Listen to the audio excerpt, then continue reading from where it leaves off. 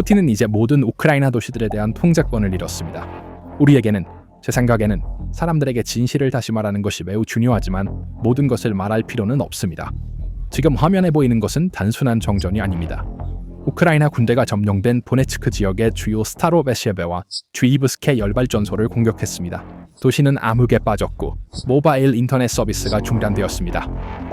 모든 것이 계획대로 진행되고 있다는 블라디미르 푸틴의 거짓말은 그날 밤 도네츠크가 암흑에 빠지면서 끝났습니다. 현지 주민이 묘사한 끔찍한 장면을 상상해보세요. 눈에 보이는 한 완전한 어둠, 수마일 동안 단 하나의 불빛도 없습니다. 유일하게 보이는 빛은 불타고 있는 러시아 발전소입니다. 크렘린 미디어는 이것을 민간 인프라에 대한 공격으로 제시할 것입니다. 러시아 관리들은 우리 국민이 고통받고 있다고 말할 것이지만 이는 공황 상태에 빠진 정권의 절박한 몸부림에 불과합니다. 그 어둠 뒤에는 민간인의 편안함 상실보다 훨씬 치명적인 혼란이 있습니다. 전선에서 러시아 군대를 유지하며 탄약을 탱크에, 연료를 장갑차에 운반하는 대규모 전기열차 네트워크가 멈췄습니다. 이것은 방해가 아닙니다. 이것은 푸틴의 전쟁 기계의 플러그를 뽑는 것입니다. 우크라이나의 변전소에 대한 그 한 번의 타격이 러시아의 물류 중추를 무너뜨리고 전선의 통제권을 우크라이나에 넘겼습니다. 이것이 푸틴이 우크라이나 도시에서 그의 전쟁 기계에 대한 통제력을 완전히 잃은 순간이었습니다.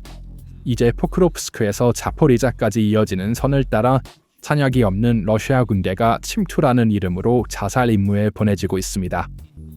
러시아 장군들은 가장 원시적인 방법인 오토바이와 민간 차량을 이용한 매드맥스 스타일의 자살 공격에 의존하고 있습니다. 전선에서는 당나귀가 포병과 장갑차를 대신하고 있습니다.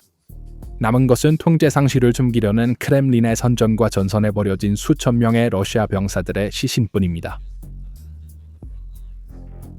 심지어 크렘린의 충성스러운 애국적 선전가이자 예비역 대령이며 콤소몰스카야 피라브다 출판사의 군사 특파원인 빅토르 바라네츠조차도 자국의 군사 선전과 거짓말에 질려버렸습니다. 포크로프스크에서 자포리자에 이르는 전선에서 수천 명의 러시아 군인들이 현재 탄약, 연료, 포호 없이 죽어가고 있습니다.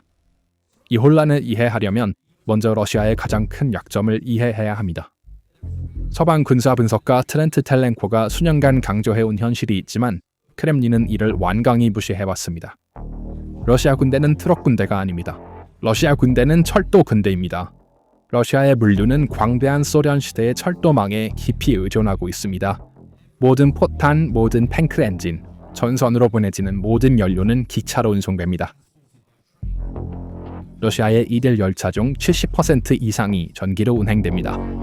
그래서 우크라이나가 도네츠크에서 공격한 두 발전소는 전략적인 치명타였습니다. 스타로베시에베와 주이브스케 발전소가 가동 중단되었을 때 도네츠크 지역의 철도 가선 전압이 제로로 떨어졌습니다. 선루의 수톤의 탄약을 실은 기차들이 멈춰섰습니다. 왜 디젤 기관차를 사용하지 않나요? 라고 물을 수 있습니다. 그 답은 러시아의 구조적 붕괴에 있습니다. 러시아에는 이 거대한 네트워크를 운영할 충분한 디젤 기관차가 없습니다. 존재하는 기관차들은 방치와 부품 부족으로 인해 고철 야적장에서 썩어가고 있습니다. 기차가 운행을 멈추자 크렘린은 대규모 탄약과 인력을 도로로 옮기는 것, 즉 방어력이 없는 트럭 호송으로 전환하는 것 외에는 선택의 여지가 없었습니다. 셀리도보 포크로프스크 고속도로와 자포리자에서 포크로프스크와 자포리자 전선에 보급하기 위한 유일한 아스팔트 공급 경로를 적재함으로써 러시아군은 사실상 스스로의 사형 선고에 서명한 것이었습니다.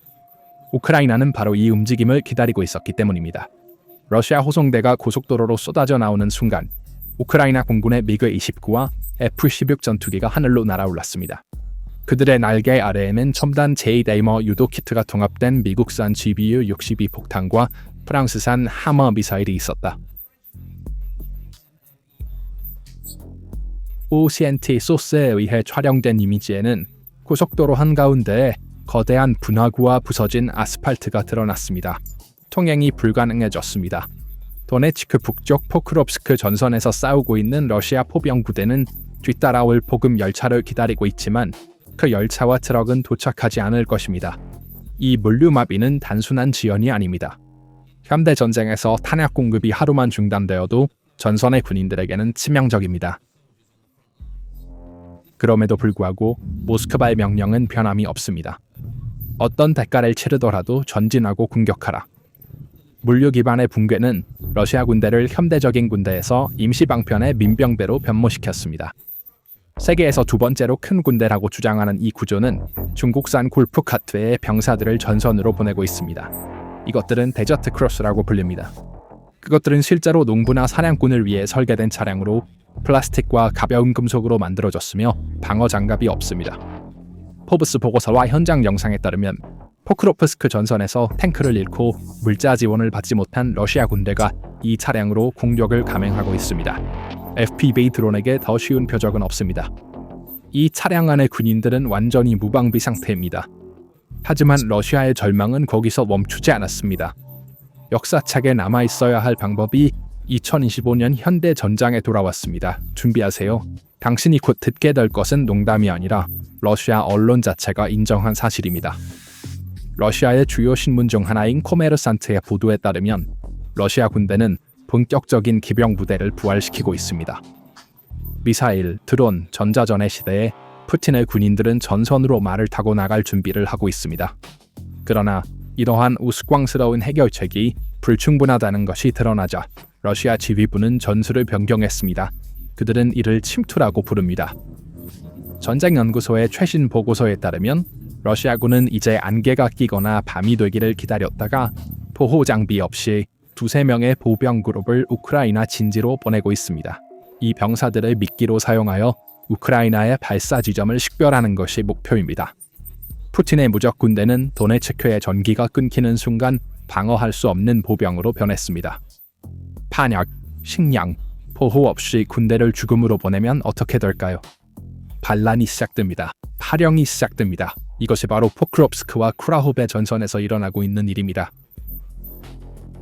보급선이 끊긴 부대들은 싸우기를 거부하고 있습니다. 러시아 군대 내에는 적과 싸우지 않는 것을 목적으로 하는 특별 부대가 형성되었습니다. 이 부대들은 후퇴하거나 명령을 거부하거나 싸우기를 거부하는 자국 병사들을 처형하는 임무를 맡고 있습니다. 러시아 군인들은 이것을 그들 사이에서 코드명 리셋이라고 부릅니다. 지휘 구조는 현장에서 완전히 통제력을 잃고 순전한 공포로 권위를 유지하려고 합니다. 상황이 너무 심각해서 우크라이나 정보와 현장 보고에 따르면 부상당한 병사들조차 병원에서 강제로 끌려나와 전선으로 보내지고 있다고 확인됩니다. 몸에 파편이 박힌 채로 목발을 사용하는 군인들, 아직 쇠밥도 제거되지 않은 상태입니다. 현장에 있는 군인들은 어떨까요? 이 군인의 말을 주의 깊게 들어보세요. 포크로프스크 근처 참외에 고립되어 보급선이 완전히 차단된 러시아 군인들은 굶주림을 피하기 위해 나무 껍질을 먹고 있다고 말합니다. 도네츠크에서 군대가 물자와 도덕적으로 붕괴되는 동안 또 다른 재앙이 흑해에서 펼쳐지고 있습니다. 우크라이나의 넵튠 미사일이 노보로시스크 항구를 지옥으로 만들었습니다. 목표는 1537 쿠반 대공 미사일 연대에 속한 무적의 S-300과 S-400 배터리였습니다. 이제 이 이미지를 잘 보세요.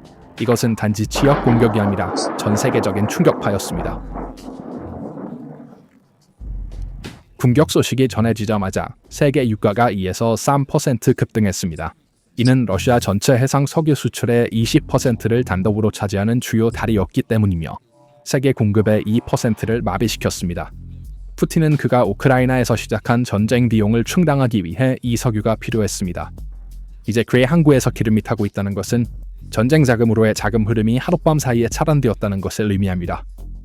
푸틴의 무능함은 그의 동맹국인 카자흐스탄에도 타격을 주었습니다. 공격으로 인해 바로 옆에 위치한 카자흐 석유의 주요 수출 경로인 카스피안 파이프라인 컨소시엄 CPC 터미널이 일시적으로 폐쇄되었습니다. 푸틴은 이제 동맹국을 보호할 수 없는 신뢰할 수 없는 파트너가 되었으며 자신의 전쟁을 위해 그들의 경제를 인질로 잡고 있습니다. 그리고 바로 그때 동쪽에서 또 다른 타격이 왔습니다.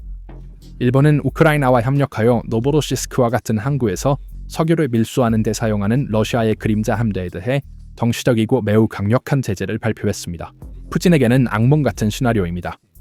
우크라이나가 노보로시스크에서 푸틴의 석유 다리를 물리적으로 파괴하는 동안 일본과 같은 경제 대국들은 러시아가 그 다리를 우회하기 위해 사용하는 그림자 함대 유조선을 법적으로 침몰시키고 있습니다. 노보로시스크에서의 이 공격, 이 군사적 굴욕과 경제적 손실은 크렘린을 완전한 공황 상태로 몰아넣었습니다. 해군 뉴스에 의해 검증된 위성 이미지는 러시아 흑해 함대가 이제 크림반도를 떠났음을 분명히 보여줍니다. 푸틴이 수년간 자랑거리로 제시했던 이 함대는 더 이상 우크라이나 미사일로부터 보호할 레이더와 방어선이 없어 주요 기지를 포기하고 러시아 내륙의 노보로시스크로 후퇴해야 했습니다. 그러나 우크라이나의 최근 공격은 이 항구도 안전한 지역이 아님을 증명했으며 러시아는 무적의 S-400 미사일로도 가장 귀중한 자산을 보호할 수 없습니다. 이 상황은 크렘린의 가장 큰 두려움을 촉발했습니다. 더 이상 군인이 없습니다. 더 이상 인력이 없습니다. 정유소와 중요한 시설을 보호하기 위해 예비군과 퇴역 군인 계획에 의존하는 푸틴의 모습은 인적 자원풀이 고갈되었음을 보여줍니다. 그리고 이 격차를 메우기 위해 크렘린은 현대 역사에서 가장 디스토피아적인 방법 중 하나인 디지털 감옥에 의존했습니다. 러시아 정부는 구수수기를 통해 디지털 동원 명령과 여행 금지 조치를 도입했습니다. 이제 러시아 시민들은 국경을 넘어 탈출할 수 없습니다. 어느 날 아침 그들은 일어나서 휴대폰을 보고 디지털 명령으로 징집되었으며 은행 계좌가 동결되고 출국이 금지되었다는 것을 알게 됩니다. 러시아 국민들은 이제 두뇌 유출이 아니라 두뇌 봉쇄를 경험하고 있습니다. 이 나라는 1억 4천만 명의 거대한 야외 감옥으로 변했습니다. 이제 조각들을 맞춰봅시다. 전체 그림을 봅시다. 개별적으로 사건을 보면 그냥 나쁜 하루처럼 보일 수 있습니다. 하지만 그것들을 모두 합치면 도미노 효과입니다. 우크라이나가 도네츠크의 변압기를 공격했습니다. 도시들은 암흑에 빠졌습니다. 전력이 끊기자 러시아 군대를 지원하는 철도망이 멈췄습니다. 탄약이나 연료가 전선에 도달하지 않자 탱크와 포병은 침묵했습니다. 장갑 없이 남겨진 보병은 골프카트를 타고 자살 임무에 내몰렸습니다. 죽고 싶지 않은 병사들이 반란을 일으켰고 지휘관들은 처형대를 배치했습니다. 이 연쇄 반응이 현재 러시아 군대의 현실입니다. 우크라이나 군대변인 트레후보프는 러시아가 쿠피안스크와 포크롭스크 방향에서 주도권을 잃기 시작했다고 언급했습니다. 푸틴은 전선에서의 손실에 대해 신경 쓰지 않을지 모르지만 러시아인들이 더 이상 집에서 일상적인 필요를 충족할 수 없을 때 진실이 드러납니다. 그리고 그 진실은 서서히 그러나 확실히 표면으로 드러나고 있습니다. 러시아 경제가 기술적 침체에 있는지에 대한 논쟁이 있습니다. 그러나 환자에게 암인가 아니면 동맥류인가를 논쟁하는 것이 나쁜 것처럼 경제의 침체인가 붕괴인가를 논쟁하는 것도 마찬가지로 나쁩니다. 소비가 줄어들고 있습니다. 사람들이 돈을 저축하고 있습니다. 러시아는 자신이 시작한 전쟁의 경제적, 물리적 잔해에 묻혀 있습니다. 그 결과 오늘 밤 도네츠크의 거리는 어둡습니다. 그러나 진정한 어둠은 러시아 군대의 미래에 있습니다. 수년 동안 푸틴은 러시아가 초강대국이며 그 군대가 무적이라고 세계에 말했습니다. 그러나 오늘날 우리가 보는 것은 자신의 군인을 처형하고 부상자를 전선으로 보내고 기차를 운행할 수 없으며 점령한 도시에서조차 전기를 유지할 수 없는 구조입니다. 지도자가 점령한 땅에 대한 통제력을 잃는 것은 언제일까요? 깃발이 내려올 때가 아닙니다. 불이 꺼질 때 그는 그것을 잃습니다. 왜냐하면 그 어둠이 건의가 끝나는 곳이기 때문입니다.